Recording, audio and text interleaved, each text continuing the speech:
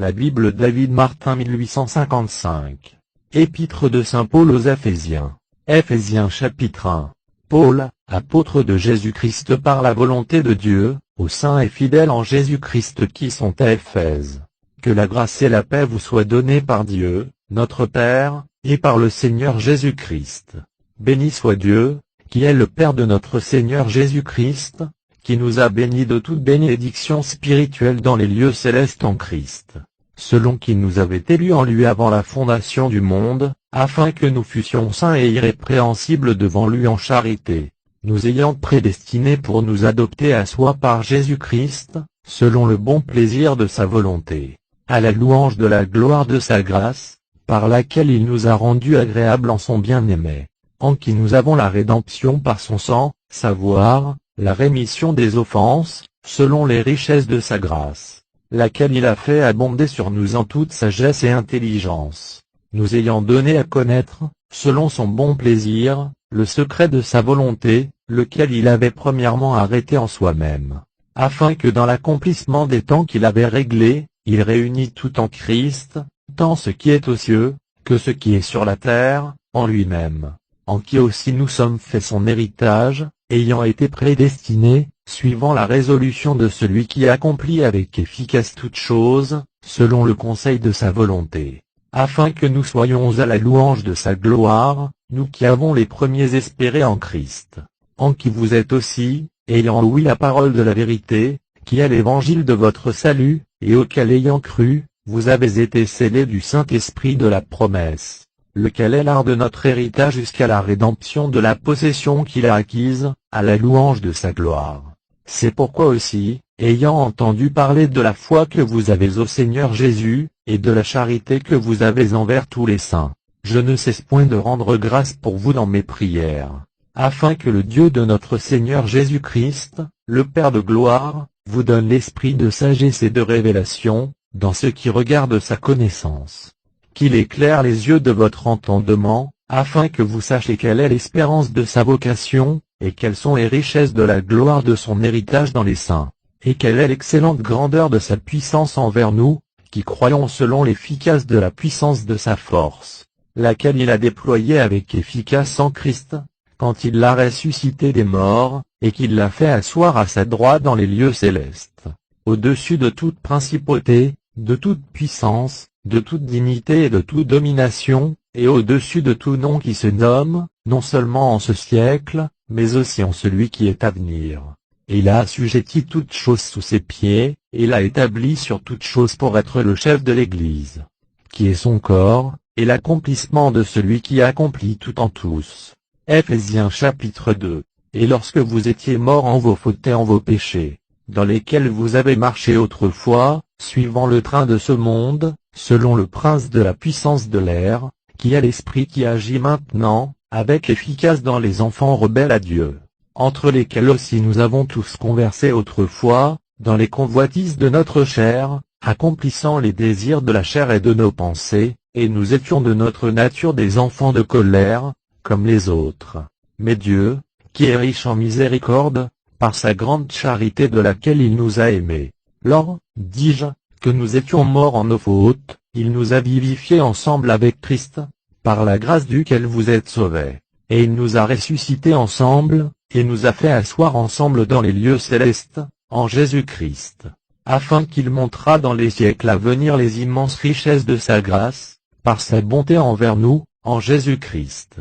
Car vous êtes sauvés par la grâce, par la foi, et cela ne vient point de vous, c'est le don de Dieu, non point par les œuvres, afin que personne ne se glorifie. Car nous sommes son ouvrage, étant créés en Jésus-Christ pour les bonnes œuvres que Dieu a préparées, afin que nous marchions en elles. C'est pourquoi souvenez-vous que vous, qui étiez autrefois gentils en la chair, et qui étiez appelés prépuces, par celle qui est appelée la circoncision, faite de main en la chair, étiez en ce temps-là hors de Christ, n'ayant rien de commun avec la République d'Israël, étant étrangers des alliances de la promesse, n'ayant point d'espérance, et étant sans Dieu, au monde. Mais maintenant, par Jésus-Christ, vous qui étiez autrefois loin, êtes approchés par le sang de Christ.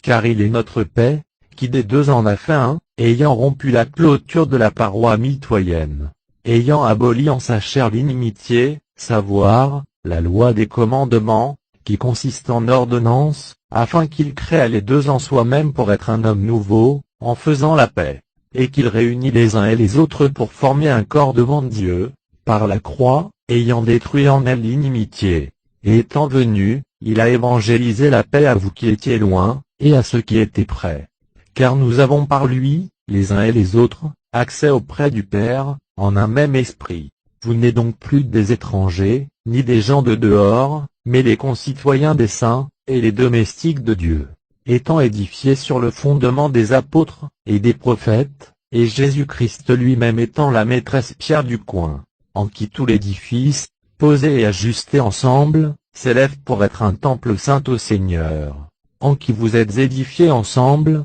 pour être un tabernacle de Dieu en esprit. Ephésiens chapitre 3. C'est pour cela que moi, Paul, je suis prisonnier de Jésus-Christ pour vous gentils. Si toutefois vous avez entendu quel est le ministère de la grâce de Dieu, qui m'a été donné pour vous. Comment par la révélation le mystère m'a été manifesté, ainsi que je l'ai écrit ci-dessus en peu de mots. D'où vous pouvez voir, en le lisant, quelle est l'intelligence que j'ai du mystère de Christ, lequel n'a point été manifesté aux enfants des hommes dans les autres âges, comme il a été maintenant révélé par l'Esprit à ses saints apôtres et à ses prophètes. Savoir, que les gentils sont cohéritiers, et d'un même corps, et qu'ils participent ensemble à sa promesse en Christ, par l'Évangile, duquel j'ai été fait le ministre, selon le don de la grâce de Dieu, qui m'a été donné suivant l'efficace de sa puissance. Cette grâce, dis-je, m'a été donnée à moi, qui suis le moindre de tous les saints, pour annoncer parmi les gentils, les richesses incompréhensibles de Christ, et pour mettre en évidence devant tous, quelle est la communication qui nous a été accordée du mystère, qui était caché de tout temps en Dieu, lequel a créé toutes choses par Jésus-Christ, afin que la sagesse de Dieu, qui est diverse en toutes sortes, soit maintenant donnée à connaître aux principautés et aux puissances, dans les lieux célestes par l'Église, suivant le dessein arrêté dès les siècles, lequel il a établi en Jésus-Christ notre Seigneur, par lequel nous avons hardiesse et accès en confiance, par la foi que nous avons en lui. C'est pourquoi je vous prie de ne vous point relâcher à cause de mes afflictions, que je souffre pour l'amour de vous, ce qui est votre gloire. À cause de cela je fléchis mes genoux devant le Père de notre Seigneur Jésus-Christ, duquel toute la parenté est nommée dans les cieux et sur la terre, afin que selon les richesses de sa gloire, il vous donne d'être puissamment fortifiés par son esprit, en l'homme intérieur, tellement que Christ habite dans vos cœurs par la foi, afin qu'étant enracinés et fondés dans la charité, vous puissiez comprendre, avec tous les saints, quelle est la largeur et la longueur, la profondeur et la hauteur, et connaître la charité de Christ, laquelle surpasse toute connaissance, afin que vous soyez remplis de toute plénitude de Dieu. Or, à celui qui par la puissance qui agit en nous avec efficace, peut faire infiniment plus que tout, ce que nous demandons et pensons. À lui soit gloire dans l'Église, en Jésus-Christ, dans tous les âges, du siècle des siècles. Amen. Ephésiens chapitre 4. Je vous prie donc, moi qui suis prisonnier pour le Seigneur, de vous conduire d'une manière digne de la vocation à laquelle vous êtes appelés, avec toute humilité et douceur, avec un esprit patient, vous supportant l'un l'autre en charité, étant soigneux de garder l'unité de l'esprit par le lien de la paix. Il y a un seul corps et un seul esprit, comme aussi vous êtes appelés à une seule espérance de votre vocation. Il y a un seul Seigneur, une seule foi, un seul baptême, un seul Dieu et Père de tous, qui est sur tous, et parmi tous, et en vous tous. Mais la grâce est donnée à chacun de nous, selon la mesure du don de Christ. C'est pourquoi il est dit, étant monté en haut, il a amené captive une grande multitude de captifs, et il a donné des dons aux hommes. Or, ce qu'il est monté, qu'est-ce autre chose, sinon que premièrement il était descendu dans les parties les plus basses de la terre? Celui qui est descendu, c'est le même qui est monté au-dessus de tous les cieux, afin qu'il remplît toutes choses. Lui-même donc a donné les uns pour être apôtres, les autres pour être prophètes, les autres pour être évangélistes, les autres pour être pasteurs et docteurs, pour travailler à la perfection des saints, pour l'œuvre du ministère, pour l'édification du corps de Christ, jusqu'à ce que nous nous rencontrions tous dans l'unité de la foi, et de la connaissance du Fils de Dieu, dans l'état d'un homme parfait, à la mesure de la parfaite stature de Christ, afin que nous ne soyons plus des enfants flottants, et emportés çà et là à tout vent de doctrine, par la tromperie des hommes, et par leur ruse à séduire artificieusement, mais afin que suivant la vérité avec la charité, nous croissions en toutes choses en celui qui est le chef, c'est-à-dire, Christ, duquel tout le corps, bien ajusté et serré ensemble, par toutes les jointures du fournissement, prend l'accroissement du corps, selon la vigueur qui est dans la mesure de chaque partie, pour l'édification de soi-même, en charité. Je vous dis donc, et je vous conjure de la part du Seigneur, de ne vous conduire plus comme le reste des gentils, qui suivent la vanité de leurs pensées, ayant leur entendement obscurci de ténèbres, et étant éloignés de la vie de Dieu, à cause de l'ignorance qui est en eux par l'endurcissement de leur cœur, lesquels ayant perdu tout sentiment, se sont abandonnés à la dissolution, pour commettre toute souillure, à qui en ferait pis. Mais vous n'avez pas ainsi appris Christ. Si toutefois vous l'avez écouté, et si vous avez été enseigné par lui, selon que la vérité est en Jésus, savoir, que vous dépouillez le vieil homme, quant à la conversation précédente, lequel se corrompt par les convoitises qui séduisent, et que vous soyez renouvelés dans l'esprit de votre entendement, et que vous soyez revêtus du nouvel homme, créé selon Dieu, en justice et en vraie sainteté. C'est pourquoi ayant dépouillé le mensonge, parlez en vérité chacun avec son prochain, car nous sommes les membres les uns des autres. Si vous vous mettez en colère, ne péchez point. Que le soleil ne se couche point sur votre colère, et ne donnez point lieu au diable. Que celui qui dérobait, ne dérobe plus, mais que plutôt il travaille en faisant de ses mains ce qui est bon, afin qu'il ait de quoi donner à celui qui en a besoin. Qu'aucun discours malhonnête ne sorte de votre bouche, mais seulement celui qui est propre à édifier, afin qu'il donne grâce à ceux qui l'écoutent. Et n'attristez point le Saint-Esprit de Dieu, par lequel vous avez été scellés pour le jour de la rédemption. Que toute amertume, colère, irritation, crierie et médisance soient ôtées du milieu de vous, avec toute malice. Mais soyez doux les uns envers les autres, pleins de compassion, et vous pardonnant les uns aux autres, ainsi que Dieu vous a pardonné par Christ. Ephésiens chapitre 5. Soyez donc les imitateurs de Dieu, comme ses chers enfants, et marchez dans la charité, ainsi que Christ aussi nous a aimés, et s'est donné lui-même pour nous en oblation et sacrifice à Dieu, en odeur de bonne senteur. Que ni la fornication, ni aucune souillure, ni l'avarice, ne soit pas même nommée parmi vous, ainsi qu'il est convenable à des saints, ni aucune chose déshonnête, ni parole folle, ni plaisanterie, car ce sont là des choses qui ne sont pas bienséantes, mais plutôt des actions de grâce. Car vous savez ceci, que nul fornicateur, ni impur, ni avare, qui est un idolâtre, n'a point d'héritage dans le royaume de Christ et de Dieu.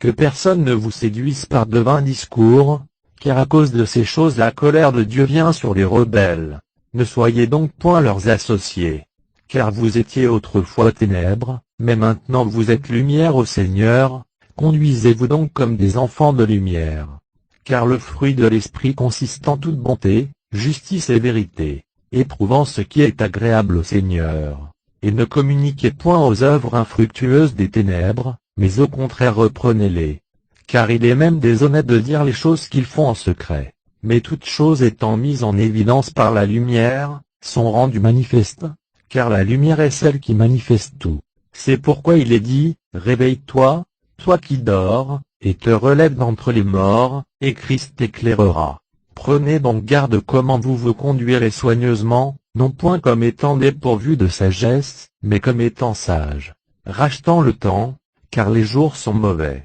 C'est pourquoi ne soyez point sans prudence, mais comprenez bien quelle est la volonté du Seigneur. Et ne vous enivrez point du vin, dans lequel il y a de la dissolution.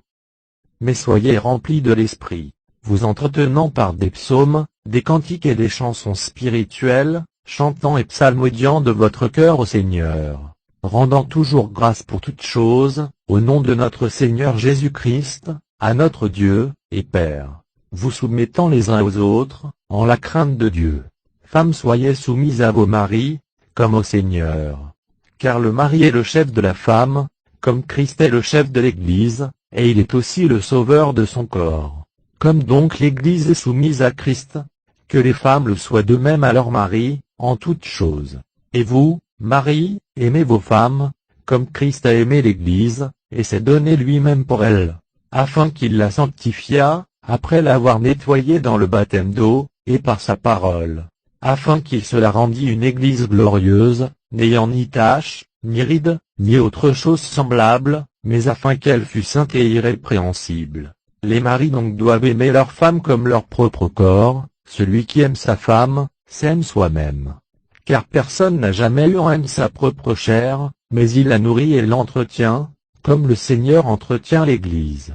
Car nous sommes membres de son corps, étant de sa chair, et de ses os. C'est pourquoi l'homme laissera son père et sa mère, et il s'unira à sa femme, et les deux seront une même chair. Ce mystère est grand, or je parle de Christ et de l'Église. Que chacun de vous aime donc sa femme comme soi-même, et que la femme révère son mari. Ephésiens chapitre 6. Enfants, obéissez à vos pères et à vos mères, dans ce qui est selon le Seigneur, car cela est juste. Honore ton père et ta mère, ce qui est le premier commandement avec promesse, afin qu'il te soit bien, et que tu vives longtemps sur la terre. Et vous pères, n'irritez point vos enfants, mais nourrissez-les sous la discipline, et en leur donnant les instructions du Seigneur. Serviteurs, obéissez à ceux qui sont vos maîtres selon la chair, avec crainte et tremblement, dans la simplicité de votre cœur, comme à Christ, ne les servant point seulement sous leurs yeux, comme cherchant à plaire aux hommes,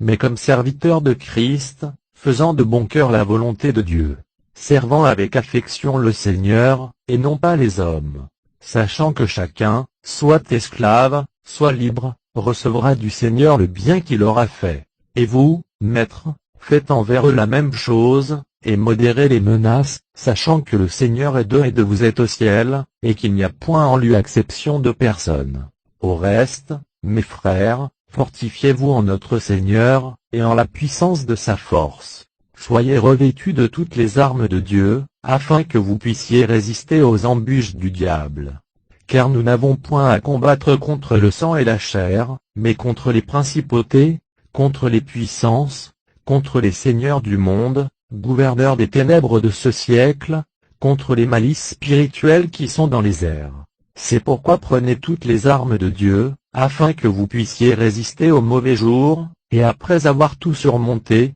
demeurez fermes. Soyez donc fermes, ayant vos reins ceints de la vérité, et étant revêtus de la cuirasse de la justice, ayant les pieds chaussés de la préparation de l'évangile de paix, prenant surtout le bouclier de la foi, par lequel vous puissiez éteindre tous les dards enflammés du malin. Prenez aussi le casque du salut, et l'épée de l'esprit, qui est la parole de Dieu, priant en votre esprit par toutes sortes de prières et de supplications, en tout temps, veillant à cela avec une entière persévérance, et priant pour tous les saints, et pour moi aussi, afin qu'il me soit donné de parler en toute liberté, et avec hardiesse, pour donner à connaître le mystère de l'Évangile, pour lequel je suis ambassadeur, quoique chargé de chaînes, afin, dis-je, que je parle librement, ainsi qu'il faut que je parle. Or, afin que vous aussi sachiez mon état, et ce que je fais, Tychik, notre frère bien-aimé, et fidèle ministre du Seigneur, vous fera savoir le tout. Car je vous l'ai envoyé tout express, afin que vous appreniez par lui quel est notre état, et qu'il console vos cœurs. Paix soit aux frères, et la charité avec la foi, de la part de Dieu le Père, et du Seigneur Jésus-Christ. Grâce soit avec tous ceux qui aiment notre Seigneur Jésus-Christ en pureté. Amen.